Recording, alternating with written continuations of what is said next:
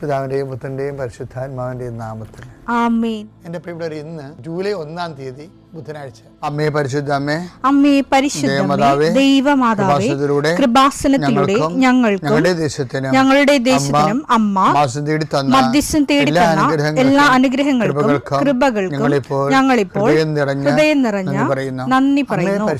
അമ്മേ പരിശുദ്ധമ്മേ, ദൈവമാതാവേ, 2004 ഡിസംബർ 7-ാം തീയതി ഉച്ചകഴിഞ്ഞ് 2:30 കൃപാസനത്തിൽ സംഭവിച്ച അമ്മയുടെ പ്രത്യക്ഷപ്പെടലിനെ കുറിച്ച് തിരുസഭയ്ക്ക് സമർപ്പിച്ചിരിക്കുന്ന പഠനരേഖകളുടെ മേൽ സഭാത്മകമായ പഠനം ആരംഭിക്കുവാൻ ഞങ്ങൾ പ്രാർത്ഥിക്കുന്നു. അമ്മേ പരിശുദ്ധമേ, ഭൂസ്വർലോകങ്ങളുടെ രാജ്ഞിയായ അങ്ങേയ്ക്ക് ഭൗമസംരക്ഷണത്തിനായി പ്രപഞ്ചപ്രകൃതിയെ തന്നെ തിരുസഭ പ്രതിഷ്ഠിക്കുവാൻ ഈ പ്രത്യക്ഷീകരണം വഴി ഇടയാക്കണമേ. പരിശുദ്ധമേ, ജപമാല മാതാവേ, സകല കൃപാസനം പ്രാർത്ഥനയോടും ചേർത്ത് ഞങ്ങളിപ്പോൾ പ്രാർത്ഥിക്കുന്ന ഈ കുടുംബത്തിന്റെ പ്രത്യേക നിയോഗം പറ മക്കളെ.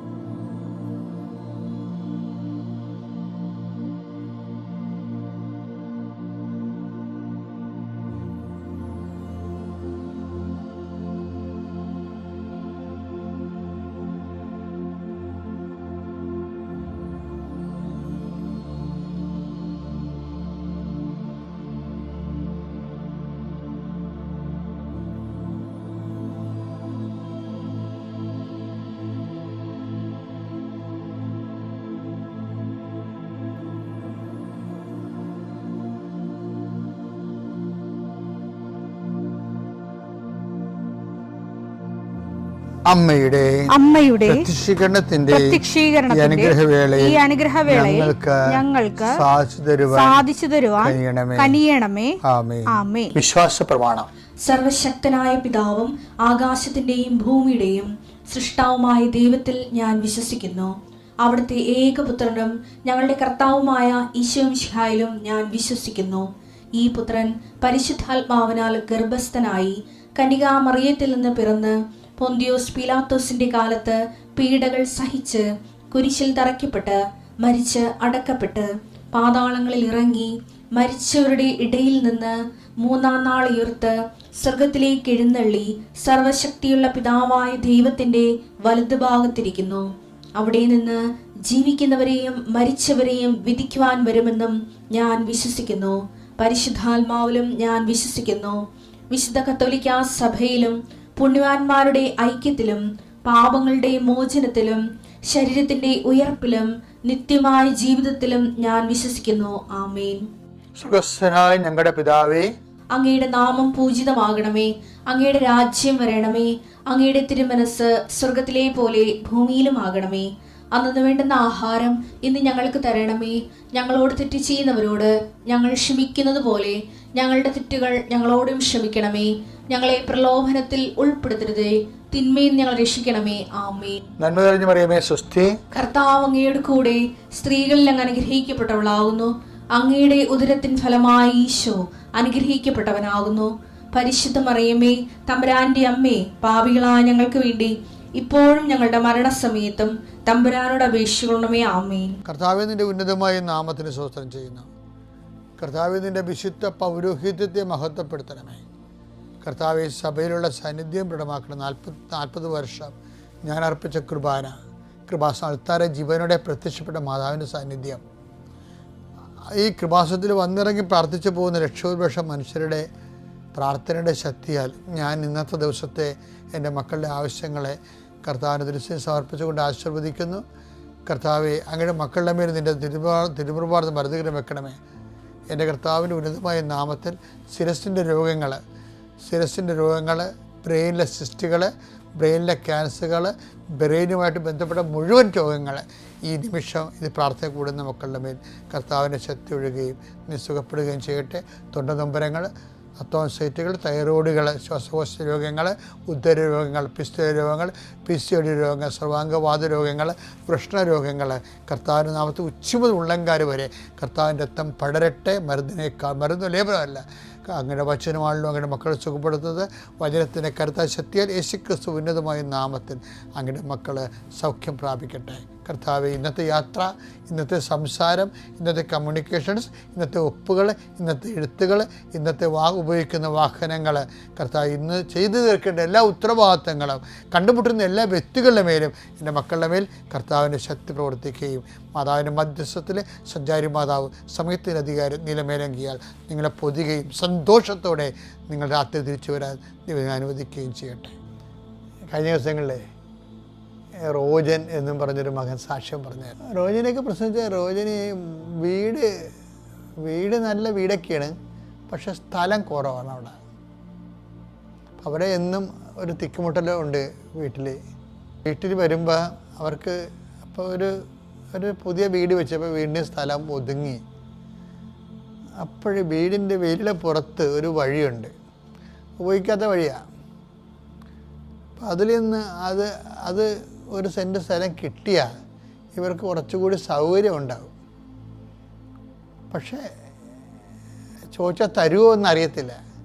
ചില ആൾക്കാർ നമ്മൾ ആവശ്യം പറഞ്ഞു തന്നാൽ പിന്നെ അവർ ലോകത്തില്ലാത്ത വിലയൊക്കെ പറയത്തില്ലേ, ഞങ്ങളത് കൊടുക്കാൻ ഉദ്ദേശിക്കണില്ലെന്ന് പറയും. 12 കൊല്ലം നമ്മളെ നടത്തും. അവർക്കൊരാവശ്യം ഉണ്ടാകത്തില്ല ചിലപ്പോൾ. ഒരു ഭാരപ്പെട്ട നാട്ടിൽ നടപ്പുള്ള വിലയാണെങ്കിൽ കൊടുത്ത് കാശ് മേടിക്കണമല്ല. പക്ഷേ ഇവരങ്ങനെ അവർക്ക് കാശ് ആവശ്യമില്ലാത്തത് കൊണ്ട് നമുക്കത് തരാതിരിക്കണം, എന്തെങ്കിലുമൊക്കെ ഏടാകൂടങ്ങൾ ഉണ്ടാവില്ല. അപ്പോൾ ഈ ഏടാകൂടങ്ങൾ കുറേ ഉള്ളത് കാരണം ഏറ്റവും വലിയ ഏടാകൂടം അതൊന്നുമല്ല. ആ സ്ഥലത്തിൻ്റെ ഉടമസ്ഥൻ്റെ വീട്ടിലൊരാൾ മരിച്ച്, ആ കുടുംബം മരിച്ചു. അപ്പം അത് 3 മാസം ആയുള്ളൂ. 3 മാസമായി.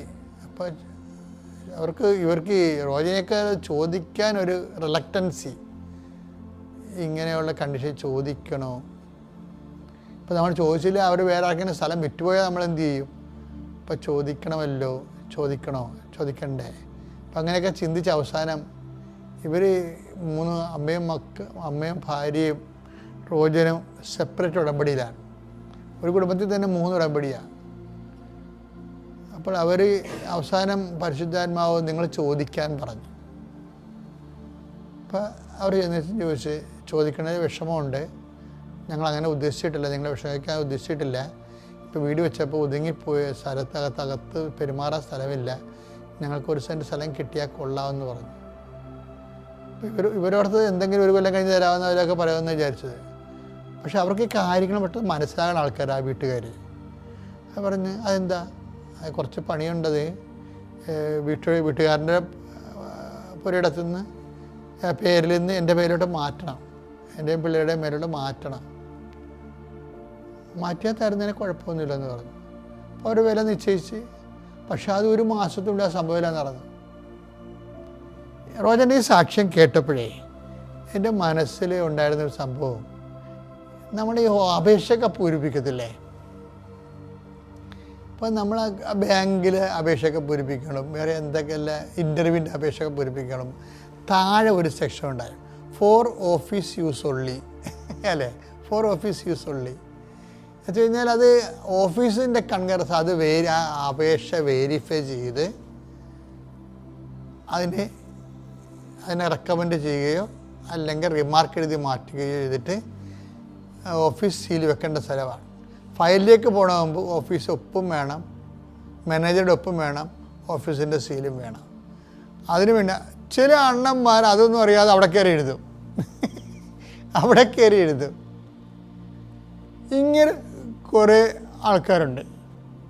എന്ന് വെച്ചാൽ ചിലത് ദൈവം തന്നെ ചെയ്യേണ്ടതാണ്, അവിടെ ഓഫീസ് യൂസ് ഉള്ളിയാണ്, ദൈവം തന്നെ ചെയ്യേണ്ടത്. നമ്മൾ ചെയ്താൽ ശരിയാകത്തില്ല, നമ്മൾ ചെയ്താൽ അത് ക്യാൻസലാകും മിക്കവാറും.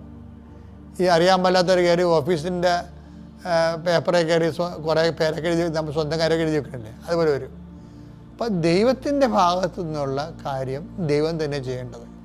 അപ്പം നമ്മളെന്താ ചെയ്യേണ്ടത്? ദൈവത്തെ കൊണ്ട് അത് ചെയ്യിക്കണം. അതിനെന്ത് ചെയ്യണം? ദൈവം നമുക്ക് വേണ്ടി അത് ചെയ്യാൻ അപ്പോൾ ബൈബിൾ പറയത്തില്ലേ, ഇവൻ ഇത് ചെയ്തു കൊടുക്കാൻ ഇവൻ അർഹനാണ്. ആ വചനം എടുത്തേ, ലുക്ക 7:4. അവർ യേശുവിൻ്റെ അടുത്ത് വന്ന്, അത് യഹൂദ പ്രമാണികളാണ് കേട്ടോ.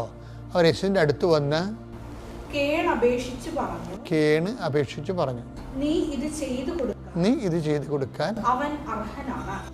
അതാണ് വിഷയം, അവൻ അർഹനാണ്. അപ്പം നമ്മളെ 4 ഓഫീസേഴ്സ് ഉള്ളെന്ന് പറയുമ്പോൾ നമ്മൾ ചെയ്യേണ്ടത്, അത് ദൈവം ചെയ്യാനുള്ള ദൈവം ചെയ്തോളൂ. പക്ഷെ നമ്മൾ ചെയ്യേണ്ടത് എന്താണ്?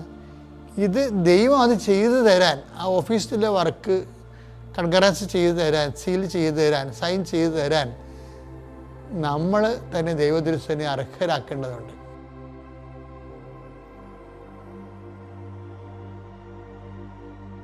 അത്യപൂർവ ദൈവാനുഭവങ്ങൾ ഇനി നിങ്ങൾക്കും സ്വന്തം. ഈ യൂട്യൂബ് ചാനൽ ഇതുവരെ സബ്സ്ക്രൈബ് ചെയ്തിട്ടില്ലെങ്കിൽ ഇപ്പോൾ തന്നെ സബ്സ്ക്രൈബ് ചെയ്യുക. ഈ വീഡിയോ ഇപ്പോൾ തന്നെ നിങ്ങളുടെ സുഹൃത്തുക്കൾക്ക് ഷെയർ ചെയ്തുകൊണ്ട് കർത്താവിന്റെ പ്രേക്ഷിതരാകുക.